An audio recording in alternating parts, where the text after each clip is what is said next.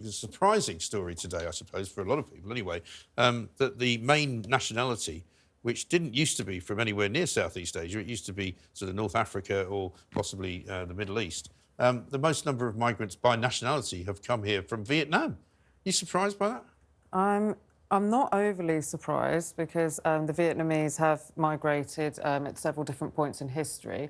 But what I'm concerned with is that we're going to hear the stories of the Vietnamese migrants on, on the small boats, the sex trafficking, etc., etc. What we're not seeing is the Vietnamese migrants who've come over here, made a life for themselves, are contributing to our economy. And taking an example from Australia, they had a huge influx of Vietnamese migrants. Well, they were the original boat after people, the war. weren't they? Exactly. And now, they're an integral part of the Australian structure. So I'm just quite concerned there's going to be a bit of xenophobia there, and I don't want Britain to react to this the same way they have with other nationalities. I think people just don't want people to come here illegally. I don't think it matters what their nationality is, to be honest, because people accused those of people like me for criticising, illegal immigration about Albanians. Albanians are white. There's nothing different between Europeans coming here and Vietnamese people coming here. They shouldn't be coming because it's illegal. It's not about whether they want to start a new life here. The reason they've come here, apparently, is because they've landed up in Serbia, having gone there humanly trafficked to be in business there, and then they've worked out it was pretty horrible, not much better than where they were. So then they've decided to come to Britain.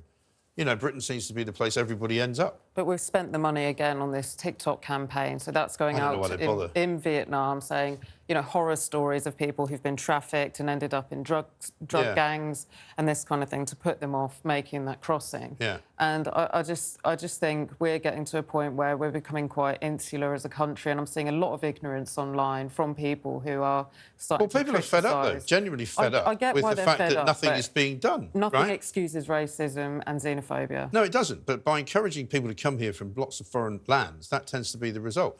I mean, Ryan, what is the latest on the Rwanda bill? Because that's coming back to... Yeah, no, exactly. The Lords have voted on that tonight. They voted for 3 amendments to be attached to the bill. Again, one of the amendments is making sure that people who served our armed forces are not sent to Rwanda. So that is then going to go back to the Commons tomorrow. And I think at that point, it will go back to the Lords, and you'd have thought the Lords will actually back down. That they realise that they're in the end game and the legislation will be passed by the end of the week.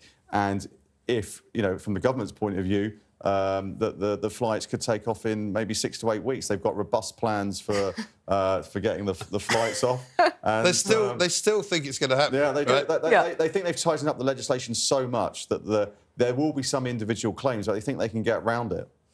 But how has it gone from this being unlawful, deemed unlawful by the High Court last year, and now, people are thinking about booking flights?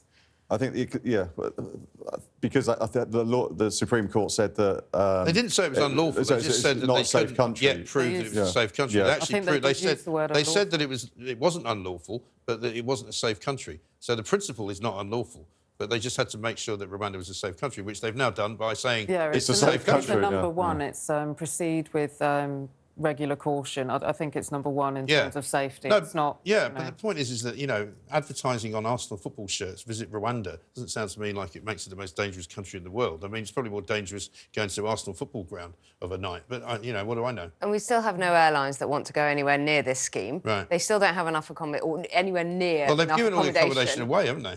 We've got a hit list of about 100 other countries that have all said no thanks. I don't want to be involved in any of your deportation schemes. Thank you very much, Mr. Sunak. Thank you for the offer. But, I mean, this is a joke. But I think one of the things about this piece of legislation, I think there's going to be one thing worse than not passing it, is actually passing it. Because once you pass 35 people go at the cost of, what, 5 billion? This is the trouble, isn't it? You go back to the old Alex Salmond and the devolution argument, where you can always blame London, Westminster, for not being able to have a referendum. When they finally got a referendum, they lost it. Yeah. And then he didn't have anything else to say. Exactly. But this legislation is passed end of this week. You can guarantee over the weekend, next week, there'll still be people coming over. And even when the flights have taken off, there are hundreds coming over every day. Yeah, it's not a deterrent. It is not deterring anybody. No, it really they can watch the news as well. I think there's concern, though, about the human rights record, the poor human rights record. And I've got the news story here that the High Court did say it was unlawful in 2023. The ruling was unlawful, and I just don't see it being overturned. Well, I think it will be overturned, because I disagree with you about that. I think you've got to read it more carefully.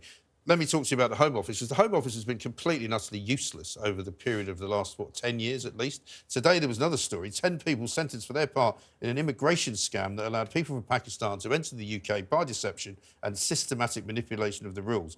And basically they locked a bunch of people up, but not any word about the various people who came illegally, who are obviously still here to stay. And, you know, the people of this country are fed up with it. You know, whichever corner of the Home Office you look at, when it comes to immigration, none of it works. The Home Office is completely unfit for purpose. What about, convicted sex offenders in this country not being sent back to Afghanistan, which we had last week, because of the sex attacker himself. Sorry, the offender would be at risk in his own country. Yeah. Yeah. That's incredible, isn't it?